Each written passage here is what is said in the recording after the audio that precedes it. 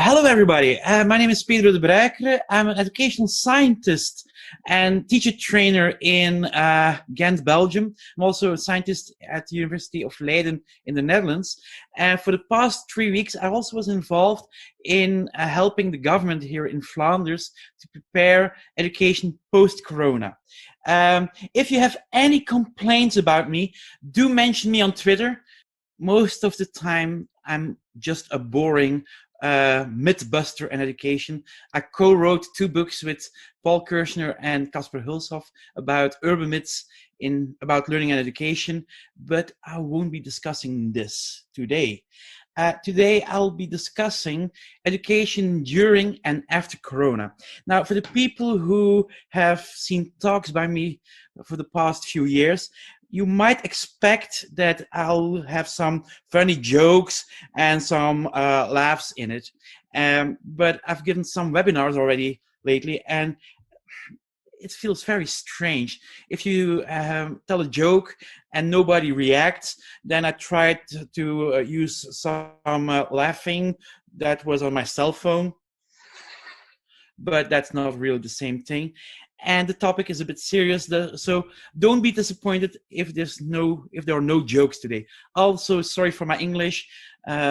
It's Flenglish. It's a combination of Flemish and English. What I want to discuss today is 4 things. First of all, I want to explore what is the impact of the Corona crisis on education. Then I need to discuss gap thinking. And you will be surprised that I will try to explain that the gap doesn't exist, but something worse does. Then what can we do now to tackle the situation for our children? And most important, what to do next. I hope you all like those 4 elements because I can't change them anymore. So let's start with what is the impact of this Corona crisis on education and our children. First of all, it's very hard to predict because we haven't had a situation like this in the latest decades. So what we all try to do is try to look at things that are similar and try to, get predictions based on similar situations. And most of the time, then we have 3 different kinds of situations that look similar to the current situation. Then we are discussing about summer loss, strikes in schools, and earthquakes and floods. Let's have a closer look. A study that was published this week looked at the summer loss research and extrapolated the findings of summer loss to the current situation. And they predict that there will be a 50% loss for mathematics and a 30% loss for reading compared with where you left your children. This sounds huge. And one of the recommendations of the scientists is let's focus when the children come back on mathematics. But it's not that simple. Why isn't this the case? Summer loss, if you look at the research, most of the studies were performed in the United States. And there is a clear situation of summer loss. And on average, the summer loss, if you look at John Hattie's work, the most recent data says minus 0.02. But that's an average.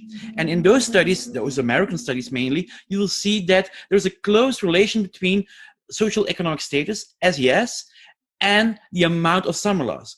If you're from a rich background, actually the learning effect of a summer holiday can be positive. While for children from a poor background, the summer loss can be much bigger. But if you look more closely in other countries, for instance, some studies in the Netherlands have shown that this is not the case, that those differences based on background don't play that big role in the Netherlands. So it's not that simple.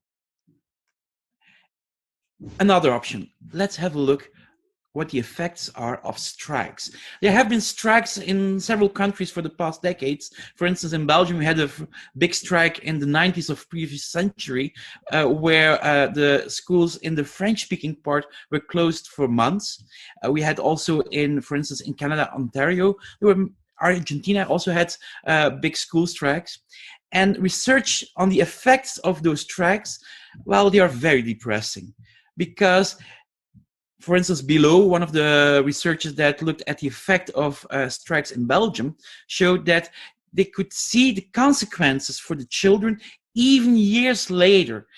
There were more children who had to redo a year and who were less performing even 4 or 5 years after the school strikes.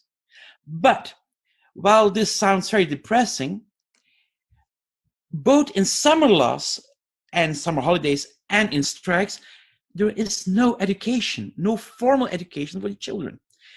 But that's not the case in many countries today, because in many countries, teachers are working day and night to make it possible to teach online. So saying that it's the same and that it will have the same effect as summer holidays or strikes, I think this is incorrect. The third example that often is looked at is the effect of earthquakes and floods. And this is something that John Hattie did the past 2 weeks. And he looked at the effect of, for instance, Christchurch earthquake or the flooding in New Orleans. And his conclusion is that there weren't any negative consequences, no bad consequences at all. And a lot of people have shared this text by John Hattie, but they overlooked one very important element. There was no effect on average. And that average, this is something that is much more important to have a closer look to. So I need to discuss our gap thinking. Don't run away, don't get mad at me straight away, but there is no gap. There is something much worse. This is something that I base on Hans Rösling, the person, the scientist who died a couple of years ago, who left us great work. And he explains that when we use the metaphor of a gap, we often, suggest that there is a group over here, and there is another group over here, and there is nothing in between. But that's not the case. Most of the time, the majority of the children are in between those two groups. And stating that there's a gap is not representing the actual situation. Now, what is happening is something else. For the past few weeks, 2 months, we have heard a lot of pleas to flatten the curve. And luckily, in most countries, sadly enough, not in all of them, but in most countries, this has been the case, which is great. It was the main reason why we are still in lockdown. But I'm afraid that the corona crisis has also been flattening the educational curve. I have to explain this. If you look at this, this is also a bell curve, and bell curve, that's just a normal distribution. And if the bell curve is very high, not flat at all, it means that there are not that much differences between children. If the curve is flattened, it means that there are a lot of differences between children. Now, this might sound bizarre, that there is a curve is not really an issue. Even the shape is not that much an issue. Imagine this, bear with me. Imagine that every single child is raised in the best possible environment. Healthy parents, enough money, the best teachers in the world, you. There would still be a curve. But that curve would be fair. I think that's the big issue today, is that for a lot of children, the situation is not fair at all. And for me, the question to tackle is, what are the causes for this unfairness? So at this time, the curve is flattened, and where you are positioned as a child in this curve is not based on fair causes. Well, one of the first causes I need to discuss is stress. And this is something that worries me a lot. No, really. I've seen in a lot of countries that the amount of children who have more depressive feelings has been tripled or even worse. We've seen that a lot of children can't play. A lot of children are locked up today. I've heard that in Spain, finally, after weeks of lockdown, very strict lockdown, children will be allowed to go out. In our country, here in Belgium, our children aren't allowed to play outside. They can walk, they can bike a bit, and since a couple of weeks, they can skate and step again, but they can't reach out to their friends. They can't play together with their friends. They can't see their families. This delivers a lot of stress. But there is even something more happening, and this is called toxic stress.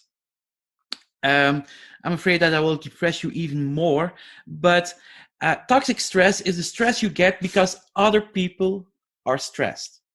And what we see nowadays is that a lot of parents are stressed. And I'm not only talking about those parents trying to combine working at home with teaching their children at home. But what I've seen is that what we see in data is that, for instance, a lot of reports are happening about violence in families. We've seen that a lot of children are being abused more often than in regular times. And we've seen that a lot of parents are afraid about losing their jobs. And all of this adds also to the stress. And too much stress, for sure, negative stress, can hinder learning. And more important, it's incredibly sad for the children. When we are talking about the gap, most of the time we are talking about inequality. And of course, inequality is a huge, huge problem. And the biggest chance is that inequality will rise because of the corona crisis. There was a study published yesterday. I want to be as relevant and up to date as possible. This is a study performed in the Netherlands by Thijs Bol. And he examined what is the situation for the families and related this to the income, to how wealthy or how low SES a family was. And what we've seen is that, for instance, if you look at the ability to use a computer, yes, of course, this is related to your family situation. If you have your own workspace, if you have your own bedroom, it's much more easy to work for school than if you have to sit together with all your brothers and sisters and your family in a smaller amount of rooms. If you don't have a computer, it becomes very hard to work for school. Luckily, what I've seen in many countries is that teachers not only aim at computers, but that they combine paper and mobile technology. A lot of teachers in my own city have become kind of post officers, sending out or bringing little bundles of working papers to hard to reach children so they could work at home. But it's even going much further. What we've also seen is that there is a big link between the amount of help children get and the home situation.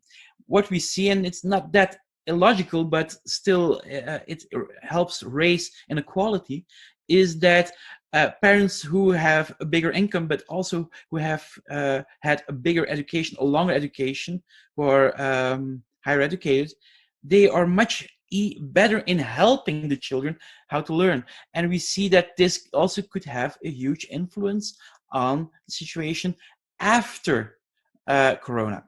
I have to move the slide for a minute. But it's not all bad news.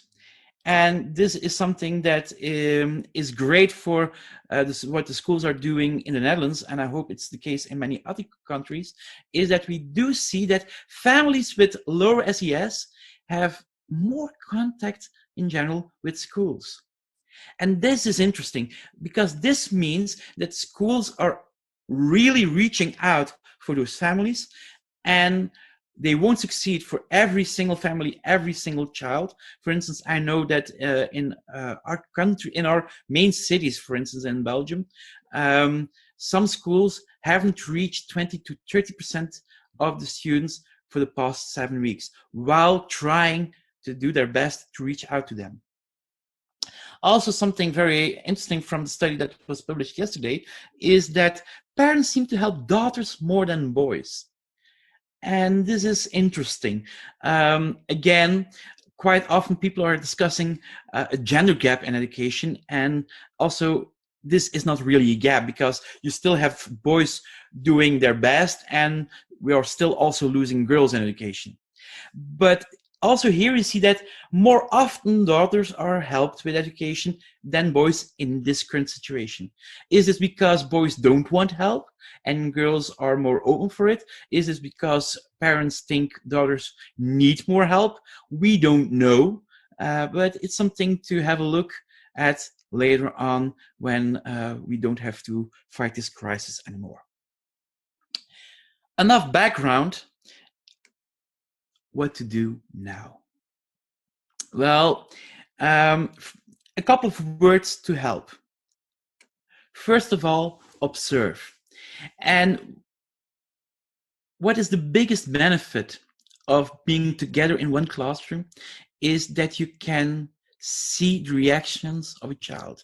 You can see the non-verbal cues. You can see if somebody's okay or not. And nowadays, it's very difficult to track the reactions or the situation of a child.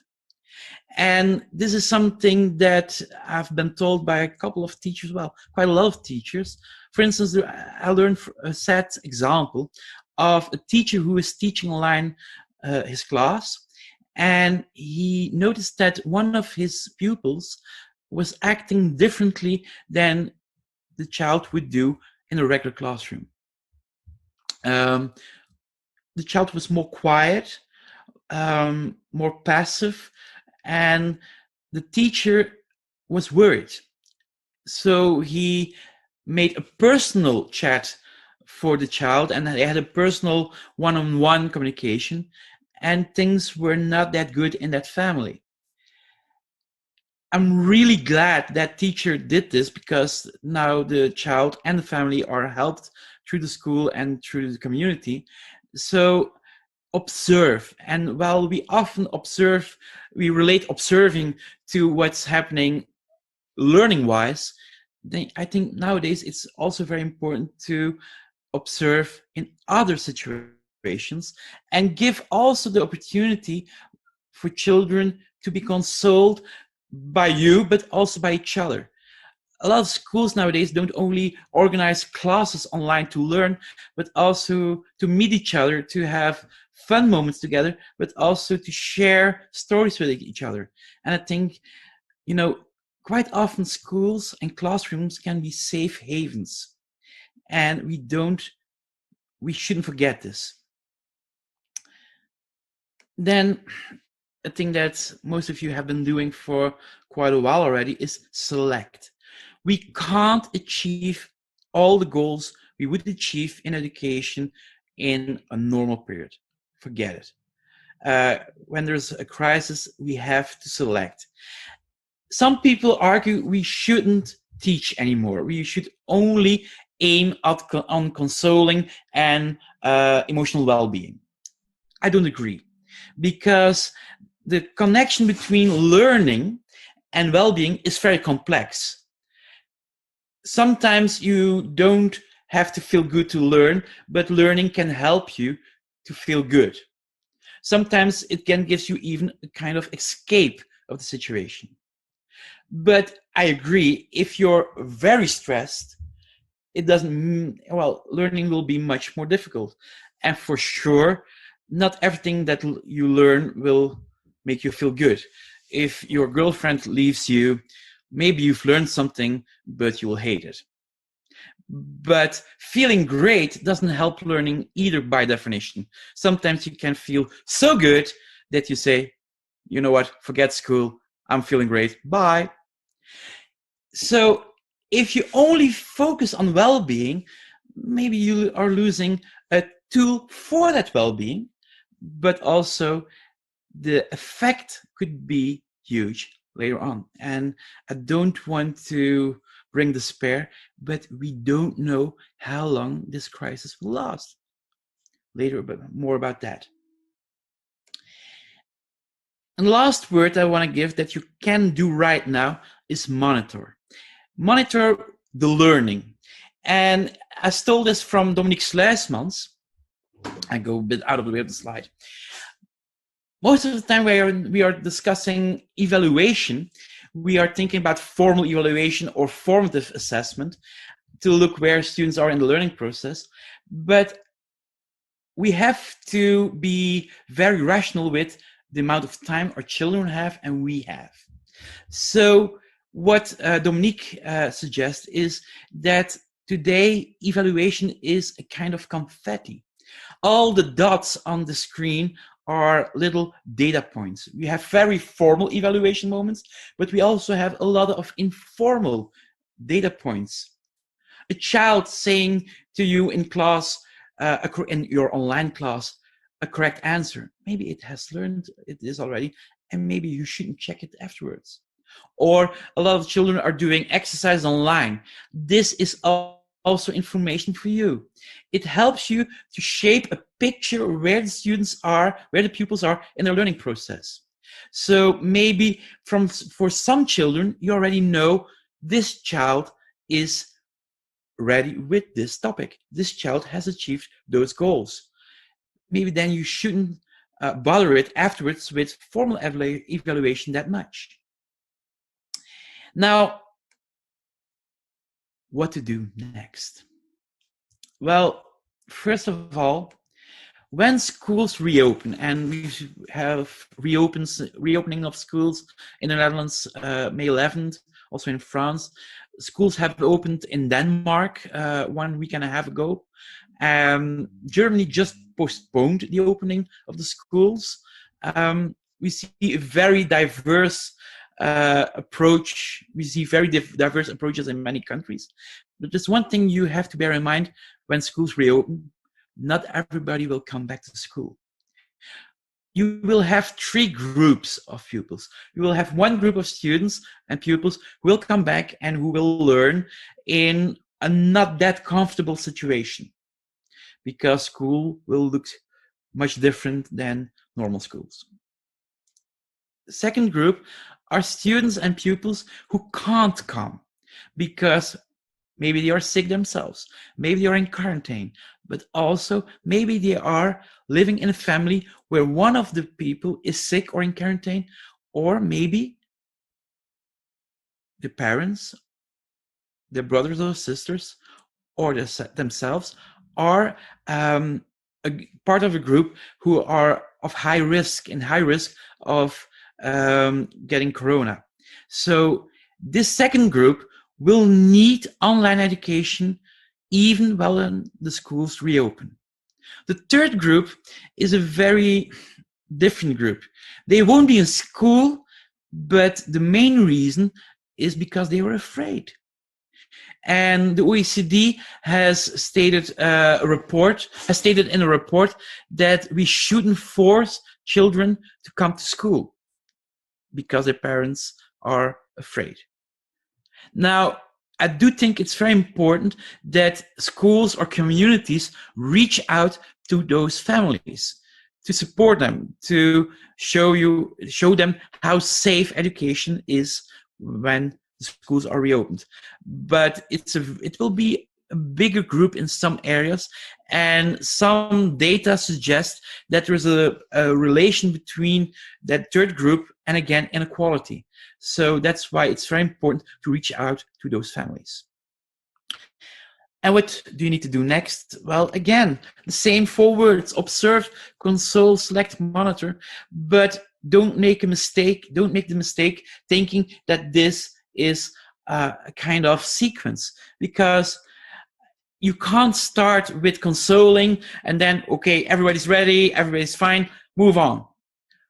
You have to observe, You will have to consult, you will have to select, because sometimes you will notice that some of the goals you selected aren't possible to achieve because you don't have enough time to work on it, or because children need more time for other stuff.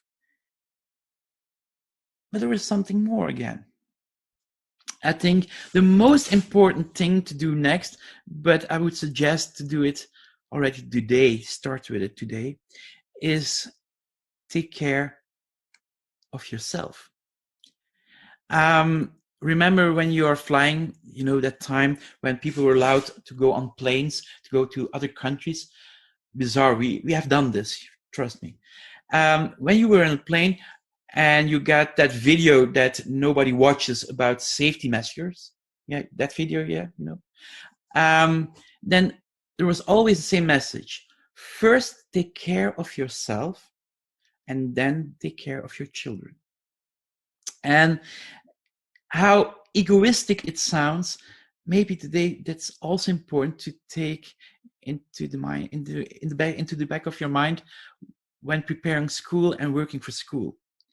Quite a lot of teachers and principals have told me for the past few weeks that a lot of teachers are close to a burnout. While I know that some teachers are not working that hard, but that's a real minority, trust me. Most of teachers are working even harder today than they worked before. And it's different with people in the NHS or in hospitals, because they are working really hard and they are risking their own lives. That's something we don't do yet in education, but we work really hard too. And if you are close to burnout, and if there is a situation that you won't be able to work anymore because you're out of energy, you won't be able to help your children, your pupils. So first of all, please also take care of yourself, because we're running a marathon and not a sprint. And we don't know how long this marathon will be. In a lot of countries, the schools will reopen this school year, this academic year. But I already know that there is a slim chance that things will be back to normal next year, next academic year, or next school year. Some virologists are pretty sure that there will be new lockdowns in October or November. So I think it's good that a lot of countries don't skip summer holiday, because we'll need it. Our children will need it, our teachers will need it, even our parents will need it. But we will, as education, we will need it also to prepare a very bizarre new year, a new school year, because we will need to help children cope with the loss they received. We will be confronted with a lot of differences between children, based on equality, based on stress, based on sickness, based on a lot of factors, even based sometimes on gender. And we will need to help them. But at the same time, there will be probably new closures of schools. And so we need our rest, but we will also need our time, the coming months, to prepare this, because the big thing we've had for the past 2 months, we had to do everything without preparation. It sounds a bit ironic, but the only thing we now have as a benefit is that we can prepare for next year for a very special year. So take care of yourself, and by doing this, you'll be able to help a lot of children. And I really hope you'll be able to see your pupils and students pretty soon, healthy, in the same room, and everything that just happened will be like a bad dream. Thank you for listening. Okay. This was the explanation that I prepared, the presentation I prepared, and I see there are already a couple of questions in the Q&A, so I'll move to the Q&A now.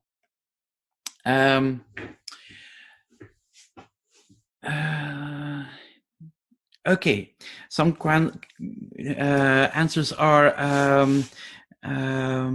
already gone. Some people are not familiar with social economic status.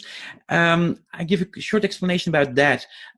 When you only look at the money people earn, the income, the economic element, you will be losing a lot of elements that also have an influence on what's happening in the family or what's happening for children. For instance, teachers in most countries, sadly enough, don't have a high income, but they have a big social background, and this can compensate for the economical, lower income.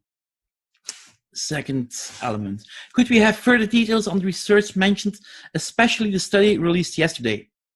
Oh, well, Thijs Bol has checked with a panel of families in the Netherlands that was already a regular panel used for research, and he was checking on how, for the past 7 weeks, how education was going in those families in the Netherlands. I will put a link to the whole paper. It's freely available on my website. I'll share it also with people from researchED, so you can read all about it over there. Do bear in mind, I do think that there will be huge regional differences, because I know that educational systems can be very different, and comparing educational systems can be very complex. And I do hope it's the same situation in many countries, because I really like the element that families of parents from lower social economic backgrounds are reaching out more to schools than families with a higher social economic background. I hope this is the case in many countries, but I can't tell this for sure. I hope similar research is being performed in many countries. About the slides accompanying my talk, this is a little trick I've done. If you want to know how I've done this, I've changed the background. So I've made 42 versions of my background, including my slides. It looks spectacular, I thought myself, but it's very simple actually. So there's no PowerPoint used in this presentation during the presentation, only in the preparation. A very good question by Alice Leiden. Do you have advice for teachers starting this first year in September, going into year one and feeling overwhelmed? I agree. I think this will be very special. I'm a teacher trainer myself, and a piece of advice I want to give to school leaders. I think there should be a talk for school leaders during this course, this run of research at home, because school leaders will have an almost impossible but crucial job to get the right people doing the right job. Let me explain.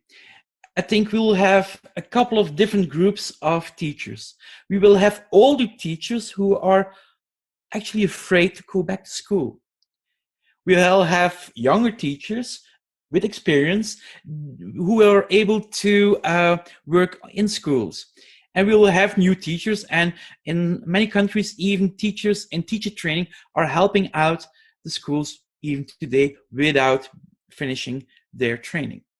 Now, first of all, those older teachers who are afraid, if you listen to my story, I think they shouldn't come to school by definition. Maybe you can use those older teachers to help the children who can't come to school themselves, because there still will be online learning, and a lot of online learning.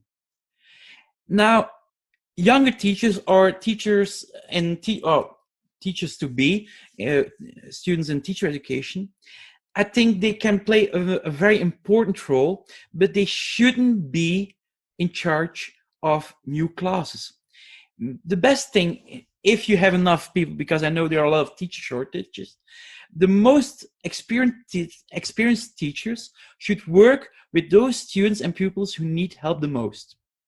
And in the meantime, the new teachers and even teachers starting in the first year in September should help the students who are not having a big learning backlash or learning loss.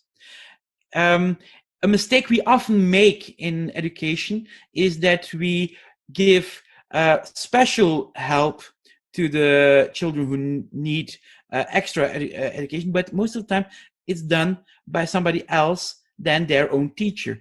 For learning disabilities, this is perfect. This is okay because not every teacher has this background. But if it's because they didn't understand something that well, why don't we let them have the person who knows them best and who has most experience explaining it to them? So maybe have a very clear look where to use or where to put which teacher. And feeling overwhelmed, maybe one element of consolation is that most of the teachers who start their first year in September are overwhelmed by definition. Well, that was a depressing answer. But the good thing is after 2-3 years, well, you'll be surprised you survived and you have become a real teacher. Well, you're already a real teacher, but you'll become a really good teacher, even better than at the start. First, next question. It's written in Dutch, but I'll translate. It's close to what I've been saying already. Can we ask students to help with online education? I do think so, in a couple of ways. First of all, if you are discussing students in teacher training, I just explained how you can use them. But a second way, if you can use your own students and own pupils for education and online education in a way that they learn a lot from it. For instance, we know that for learning, this is a study that Dan Willingham published with some colleagues in 2013, coming up with their own questions about the topics they are studying can really help. So, for instance, asking your students to make a Kahoot quiz themselves about a topic you've been teaching and sharing this Kahoot quiz with their other students, this will help each other to learn. This is a small example that you can do. Also, for instance, what you also can do in online education is you give a task to your students. They work on it first individually, and then you'll ask them to have a kind of peer assessment through WhatsApp or Zoom or Skype or whatever. And afterwards, you'll have a collective moment with everybody together in the classroom, the online classroom. We also know that your students will benefit from this. Helen says, thank you so much. Practical, but also uplifting. Well, I was afraid it would have been too depressing. What would you advise about managing virtual classrooms and their pros and cons? I think, first of all, looking at the situation of many pupils, try to have a couple of synchronous moments that everybody is online at the same time, but do limit the amount of those moments. Have enough possibilities to work asynchronous. Why is this? Imagine having a family with 3 children and 2 parents who both parents need to work online and they have 2 computers. This is hell for them. So if you force them with a strict schedule for all the students, then it gets impossible for that family to survive this kind of schedule. I think it's very important that if you have virtual meetings, make enough use of mobile technology. Don't think computer first. Then if you're looking at classes, a good thing to look at is have an instructional moment. This can be by a video or by an online session. Then let the children work on their own. Have, for instance, then afterwards some peer moments with 2 or 3 in small groups, and then have a classical moment where you can put everything together. And this can be spread over a longer period. So be very careful with how you plan virtual classrooms. Now, everything has pros and cons. In what I've just explained, for instance, with a lot of asynchronous moments, it's much more difficult to observe what's happening in those classrooms or in what's happening with those children. So that's why I do plead to have still enough synchronous moments. Okay, I could go much more deeper into that, but Paul Kirchner is doing a talk at in 2 hours' time. Do ask him because he will tell you much more about this too. Steven Vermeijden asks me, Pedro, what do you think about exams at the end of the school year? Do or don't? Well, the typical answer for this is, it depends. I'll try to explain. Like I just show you in my presentation, I'll retake. Yes. Remember the slide that I showed you.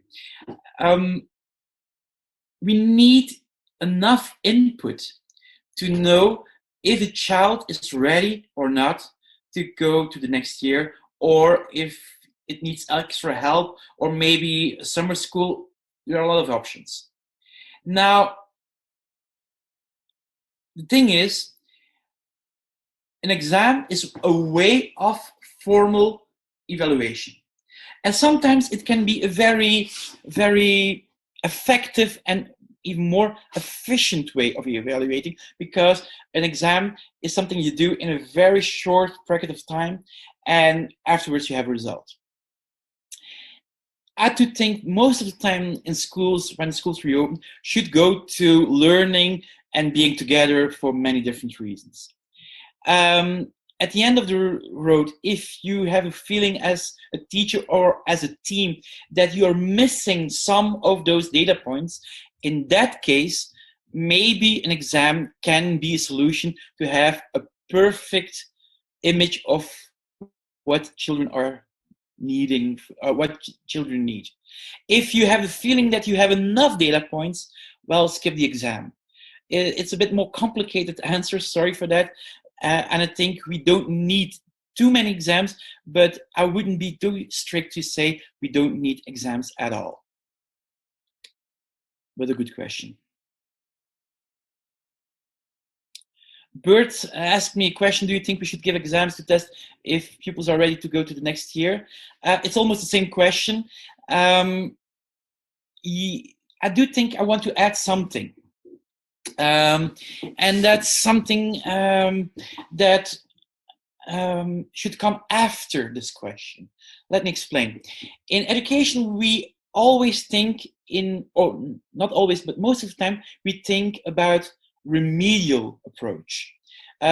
We teach children something, and then we check if they understood everything, and then the pupils who didn't understand what was taught, we take them in a separate group and we give them remedial training.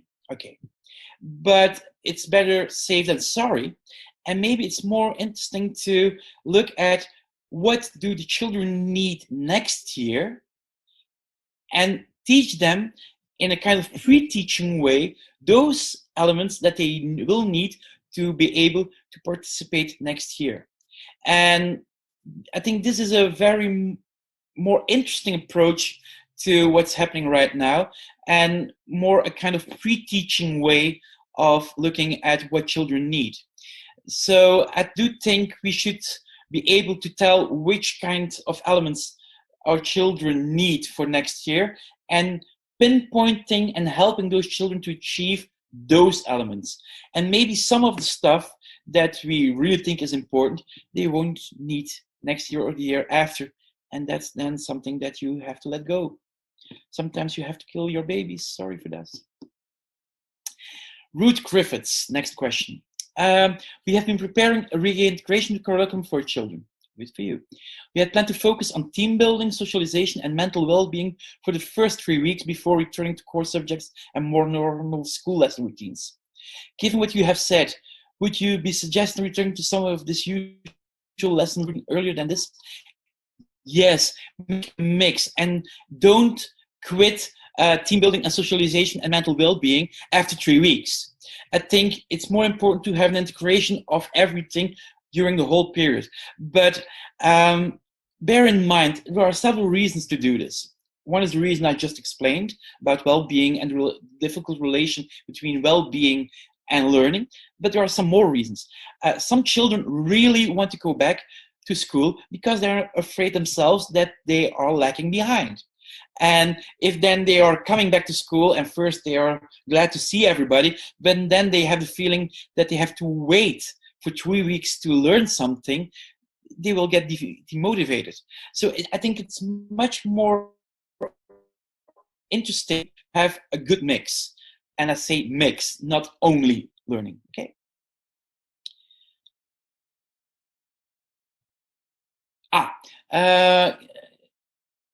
Collins, I don't know the first name. Could you explain a bit more about what you mean by 50% loss for maths and 30% loss for reading? Is that loss of knowledge learned in the last academic year?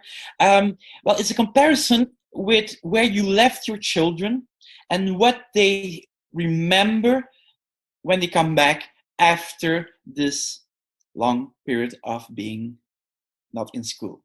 And that's what the scientists described in their study.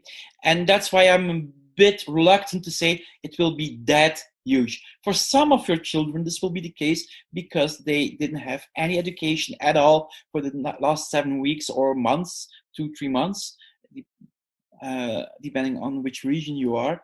And if they don't have any form of education for the past few weeks or months, then this could be the case.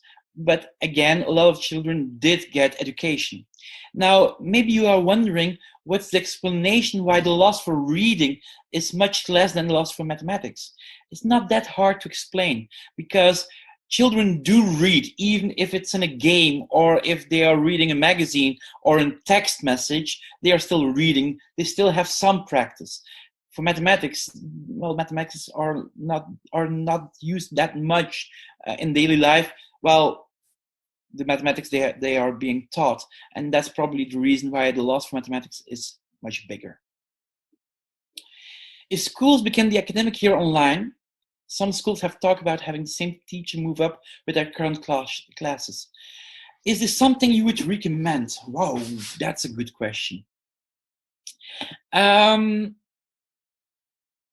It depends. I'll try to, what I would think crucial today is that even if it's only for a day or only a half a day, to reopen the school in the safest way for every single class before summer holiday, to give the children an opportunity to have a kind of closure.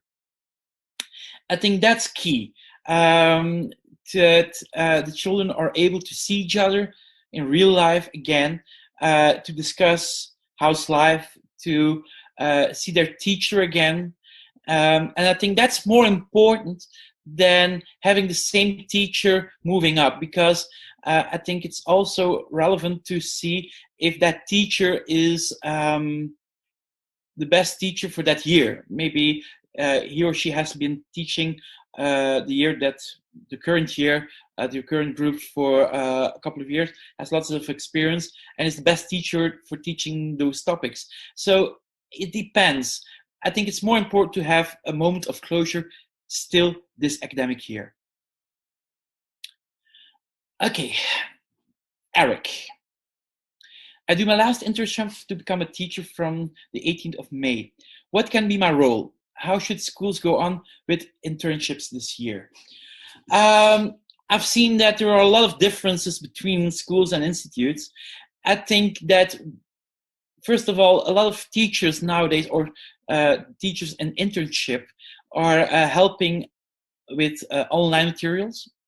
Very interesting element. I've also seen teachers being online buddies for children to help them in the current situation. I think that's also a very good thing.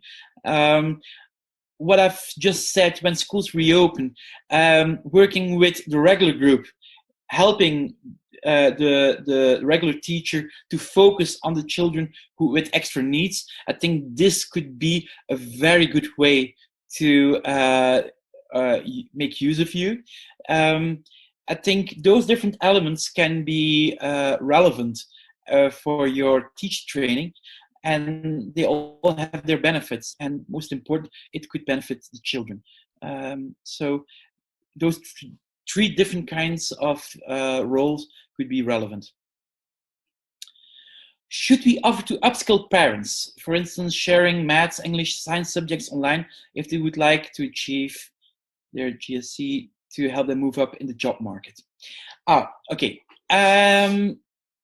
This is a very different kind of question, and I do think that what I've seen from people looking at the job market, I do think it's interesting that parents who aren't able to work, that they have possibilities to learn new stuff online. But there is also an element of danger for the regular students and pupils. I have to explain this. We've seen from research on homework and parents helping with homework that they can have a negative effect on the study results of their children, for sure, in mathematics. I have to explain this. If a child is having trouble with the homework, maths homework, and parents try to help the child, but they learned mathematics in a different way, they try to explain it differently to the child gets confused and learns less. And if we make parents too confident about their own knowledge, maybe children end up with being more confused. So most important thing that parents can do for their children in this time, in this crisis, is give them space to work for school. Be around so you can keep them on track, that they keep on working for school. But and also observe, and if something goes good, tell the teacher. If something doesn't work out that good, also tell the teacher. Give the teacher feedback. Be the eyes of the teacher is more important than helping your child yourself. So that's another element. But for sure, to upskill parents for themselves, I do think this can be a good idea. But that's not a topic, but it's a very good idea in my humble opinion. Okay, moving on. What about ongoing assessments, summative assessments, to monitor progress online? So some are in favor of open book assessments. Hogra is not a fan of open book, would rather encourage students to put themselves in low-stake test conditions and complete an online assessment to inform teacher judgment. Again, it depends. I do follow your opinion on low-stake testing, but again, it depends on what the situation is and what the goals are. Sometimes the goals you want to achieve is that they know stuff by heart, and then a closed book exam is needed. And sometimes it can be really easy to achieve, even online, by giving them a limited amount of time. At the same time, then it can be less fair to other students who think a bit slower, while they do know their stuff. So everything has benefits and has pros and cons. So I think it depends. Sorry for this very soft answer, but it's the best I can do. Lime's right, thank you. Is there any other research you recommend for math teachers to look up that will inform their practice, given that students will lose so much of their math concepts skills during this lockdown? I won't answer this question straight away, but I will include an answer in my post on theeconomyofmeaning.com later today. Yeah. Should we focus more on digital education these coming months, or must we focus all our energy on starting up the education at schools? You know what? A lot of teachers are afraid that they'll have to do double work. But if you have listened to the example I've given, it shouldn't be double work. And you can work on digital education and old-fashioned face-to-face education at the same time while preparing. Let me explain this. Give the example that I told you about, making a video or using an existing video for the instruction, followed by exercises, followed by peer tutoring or peer assessment, followed by a collective moment. Actually, this is something that you can also use in classroom without altering that much. Maybe you can even ask one of your students in the classroom, you give them your cell phone, please film this instruction so I can share it with the students who can't be here. And at the same time, you have an online and offline version without too much work, because we have to be very careful how to use our time. So trying to be as practical and pragmatic as possible, I would say focus on both and see how both can benefit each other. For instance, some of the stuff that you do digitally, can you use in the classroom to keep children working while you are remedial teaching some of the other students or pre-teaching some of the other students? So I would say both. Okay, those were a lot of very interesting questions. Thank you very much. I hope you all liked what I've been saying, or that it was not that bad English. Oh, that was bad English. Well, I hope you liked it. See you soon, and please stay safe, keep healthy, and I hope to see you all in the flesh, in real life, very soon. Bye.